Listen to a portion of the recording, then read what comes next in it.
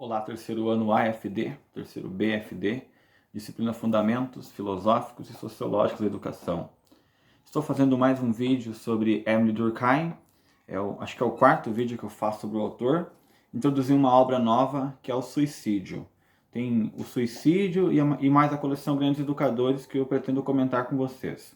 Bom, já comentei nos vídeos anteriores que é um autor basilar para a compreensão da sociologia contemporânea, portanto vamos lá. Como eu tinha antecipado, o livro Suicídio ele vai muito além do seu título, né? Você lê o Suicídio, tem a expectativa de encontrar alguma explicação sobre esse fenômeno social. E de fato o Durkheim ele tenta nesse livro explicar quais são as causas do suicídio, se são o tempo, se são o ambiente, se nos casados a taxa é maior. Mas essa questão ela está bem circunscrita na época em que o autor escreveu. E para tanto, nos dias de hoje, nós vamos muito mais ler o suicídio em função das definições sociológicas na relação indivíduo-sociedade do que especificamente para entender quais são as causas desse fenômeno chamado suicídio, né? Vamos lá então. Eu enviei a apostila Autor 08 para vocês. Se puderem me acompanhar, vou fazer a leitura como sempre tenho feito e comentar os principais elementos dessa apostila. O suicídio está localizado na página 13, para vocês se localizarem ali. E tem uma frase no livro 1, né, Fatores Extrasociais, que diz assim: viver é responder às excitações externas de maneira apropriada, e essa correspondência harmoniosa só pode estabelecer-se com a ajuda do tempo e do hábito. Aqui ele está dizendo sobre como a sociedade, o ambiente externo, eles nos vai moldando, né? Uma fala que está sempre presente nas obras de Durkheim. No capítulo 4, diz assim, lá no final da página 13: no seio de um grupo social, produz-se nivelamentos de algumas consciências, em virtude do qual todo mundo pensa ou sente em uníssono. E aqui também ele resgata a questão. Se você faz parte de um grupo, você não vai ver tantas diferenças, tantas individualidades. Parte do que você é influenciado pelo meio em que você vive, né? O Durkheim é um pensador necessariamente que explica o indivíduo a partir de sua relação com a sociedade. E na página 14 também ele reforça, né? Homens reunidos na ação que exercem sobre outros podem transformar-se mutuamente. Então o homem ele não se dá no isolamento, ele não se dá sozinho. Ele se constrói através das relações sociais. Na página 15, né, eu estou pulando a parte que fala do suicídio, estou indo direto nas questões mais centrais. Na página 15 diz assim: alguns, na verdade, acharam que a pressão moral se tornaria inútil a partir do dia em que a situação econômica deixasse de ser transmitida hereditariamente. O que ele está dizendo? Algumas pessoas acreditavam que se o direito à herança acabasse, não haveria mais disputas ou violação ou regras na sociedade, né?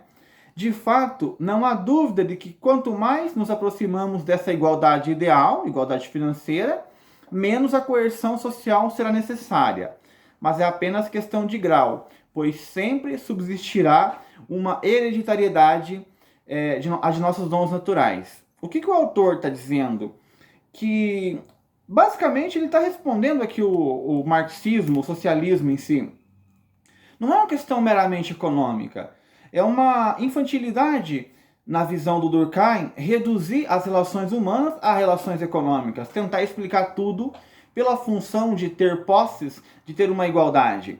Então, esse parágrafo da página 15 é sintomático porque o autor se posiciona. Não é só a questão financeira que nos diferencia. Nós, enquanto indivíduos, nós somos afetados pelo meio, nós afetamos o meio, nós somos transformados e o que nós somos provém do meio.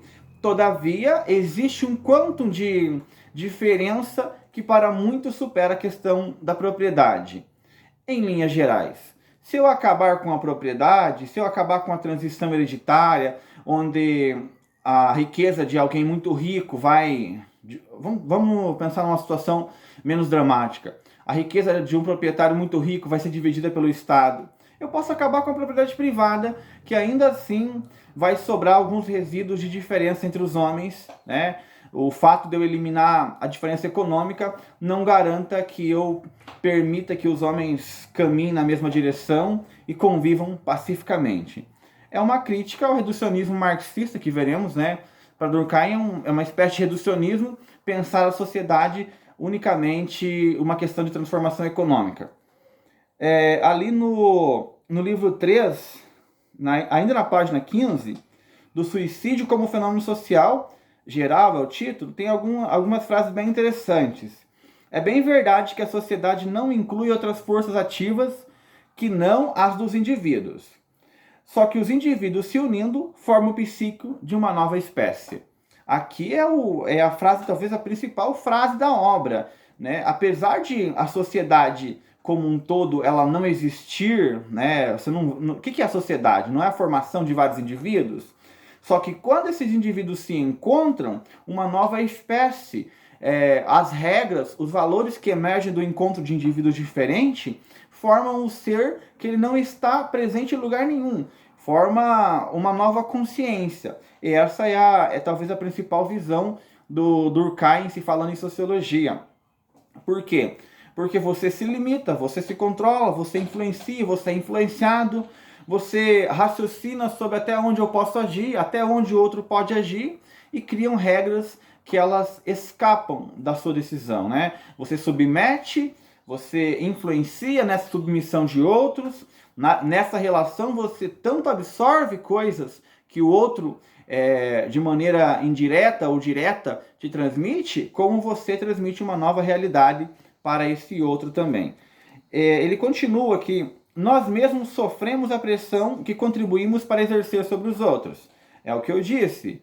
Parece que nós construímos as próprias grades. O que é viver na sociedade em outras regras? Cada vez que você se limita em função de outro, outro se limita em função de você. E assim vai criando, cada um de nós, de certa forma, nos auxilia um ao outro para criar essas pressões para ser cada vez mais influenciado pela sociedade. Daí a ideia que o meio modifica a ação humana. Eu já expliquei como que o meio modifica a ação pessoal, né? O eu ali fica isolado, o eu social é diferente do eu real, o outro eu social o outro indivíduo que também vai se relacionar comigo, ele também acaba sendo diferente, e todo esse encontro das diferenças cria um psíquico do que o Durkheim chama de uma nova sociedade, de uma nova espécie, por assim dizer. A educação, não, desculpa, o eu é resultante de uma multiplicidade de consciências, ou seja, eu pego certo e errado, eu estou usando as palavras certo e errado para ficar mais fácil, mas eu vou pegando influências de todo mundo e vou construindo um indivíduo formado pelo meio. A educação só pode reformar quando a própria sociedade se reforma, dito em outras palavras. O que eu defino como bom para a educação? Pensando em educação, que valores que eu ensino para o meu aluno? A maior parte dos valores que eu ensino para o meu aluno hoje vem de uma necessidade que a sociedade me apresenta. O problema está sendo a cidadania, o problema está sendo o respeito ao outro, preconceito de gênero, de raça. Então esses assuntos acabam sendo discutidos na escola. Para a escola ser transformadora na visão de Durkheim, a sociedade tem que caminhar num processo de transformação também. Organizar homens em corporações profissionais, eu já falei sim da divisão do trabalho social, e eu creio que assim eu fecho o livro O Suicídio. Qual foi o assunto que eu abordei principalmente nessa questão do suicídio? Que na união de pessoas, no encontro dos indivíduos, cria-se uma nova espécie, uma sociedade que ela não é um indivíduo só, ela é construída por vários indivíduos e se diferencia de todos eles, né? Cada um contribui um pouquinho para criar uma sociedade que vai se impor sobre nós. Nós, de certa maneira, criamos um monstro social que vai nos controlar e vai nos induzir. Bom, eu acho que 9 minutos dá para concluir ainda uma obra menor, e vou ler bem menos dela, que é a coleção Grandes Educadores, na página 17. Isso é direto para a educação, né? Já é mais banal do que as obras anteriores. Bom, o Ministério da Educação diz assim: ensinar para trilhar o caminho de uma sociedade justa e solidária e em direção ao bem comum. Bem comum é o bem definido pela coletividade, pelo nosso encontro enquanto sociedade, né? A educação é a ação exercida pelas gerações adultas sobre aquelas que não estão maduras para a vida social. Dilema pedagógico entre disciplina e autonomia são alguns assuntos que estão presentes na obra de Durkheim. Não se decreta o ideal, é preciso que ele seja compreendido, amado, querido por todos aqueles que têm o dever de realizá-lo. Então, vai contra uma educação totalitária, né, esse princípio de Durkheim, no sentido que a educação tem que ser um processo de assimilação interna, não adianta você impor nada para ninguém. Se você quer ensinar o teu aluno a respeitar, você tem que trabalhar dialeticamente a questão do respeito no dia a dia, tem que respeitá-lo, porque não adianta você pedir para o teu aluno respeitar se você não respeita ele quando ele te contradiz, né? Quando ele te contradiz. Então são alguns aspectos que são fundamentais. Educação aqui, nessa perspectiva de Durkheim, não passa por nenhuma espécie de dominação opressiva, mas é uma construção. Quem que vai construir a sociedade? Quem constrói a educação? Alunos e professores, né? Nessa relação dialética, troca de experiências, sempre com o professor conduzindo esse processo, mas respeitando todo o contexto de pessoas que está no seu entorno.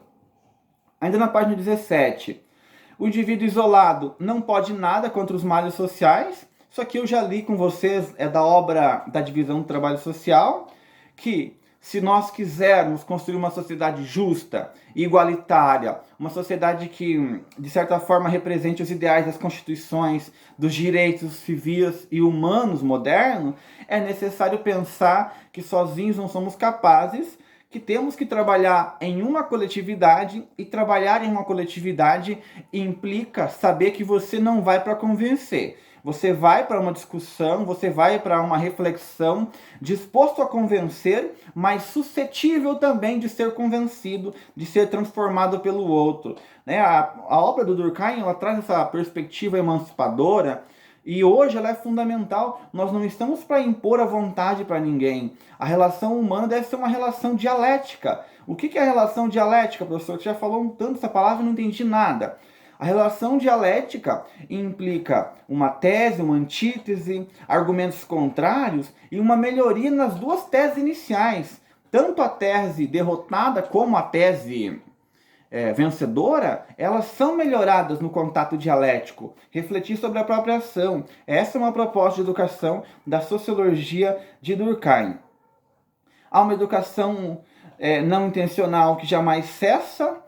Educação é ação e pedagogia, é a pedagogia, e pedagogia é teoria. O que ele quer dizer? Uma educação não intencional que jamais cessa. Alguns valores que vêm com o hábito das gerações. Esse hábito não é fácil de ser vencido. Algumas práticas conservadoras que elas estão arraigadas entre nós. E a educação, ela pressupõe dois mecanismos diferentes. Uma teoria, sem a teoria você não consegue atingir a prática, mas uma prática que vai refletir sobre a teoria, e que mais tarde o Freire irá se apropriar disso também. O homem que a educação deve realizar em cada um de nós não é o homem que a natureza fez, mas o homem que a sociedade quer que ele seja. Nessa perspectiva, não existe um ser natural que é determinado. O homem nasce bom. Não, nada disso. O homem nasce um animal e é a sociedade que o vai fazer bom ou mal. Se eu vou utilizar esse termo maniqueísta de bom ou mal. Mas assim, para você falar que alguém é uma pessoa agradável, que é uma pessoa que faz bem para o meio, não é o nascimento que vai determinar ele. O que vai determinar é a nossa ação, são as relações dele na sociedade. Ele se faz na e pela sociedade, pelas relações sociais. Eu creio que, de maneira geral, acho que já fechamos esse assunto, então. Era o último vídeo que eu queria fazer sobre Durkheim. No suicídio e na coleção Grandes Educadores, a evidência é muito lógica. A sociedade determina, em grande medida, o indivíduo. A educação é uma prática artificial, é uma prática que deve ser baseada nos valores de hoje. Quais são os valores que estão em pauta? Quais carências um Brasil, quais carências um mundo aparecem como mais importantes? Essas carências, elas são abordadas pela escola com vistas a ser superadas. Educar não é reproduzir os antepassados, é refletir sobre a condição atual em vista a uma transformação. Então, não se esqueçam, o indivíduo para Durkheim, voltando lá, né, fazendo uma última revisão, o indivíduo para Durkheim, em grande maneira, é determinado na e pela sociedade, através das relações. Aí cria-se uma nova entidade, um corpo que não existe, que é essa sociedade, um corpo que não existe em lugar nenhum e que é a soma de muitas vontades individuais. Esse corpo, ele é constituído pelos indivíduos, mas ele, de certa forma, influencia de sobremaneira sobre os indivíduos. Nós construímos uma massa que aos poucos vai nos moldando e nos transformando. É por isso que eu digo, eu sou tal coisa, eu gosto disso. Cada um desses gostos, cada uma dessas preferências, muito dela é determinada pela sociedade na qual estou inserido. Muito da forma que eu vou pensar, do linguajar que eu estou utilizando para expressar com vocês, está oriundo na sociedade, no tempo histórico no qual estou vivendo. Qualquer dúvida sobre a Emile Durkheim, podem fazer pergunta tanto no link do vídeo como no Classroom. Valeu!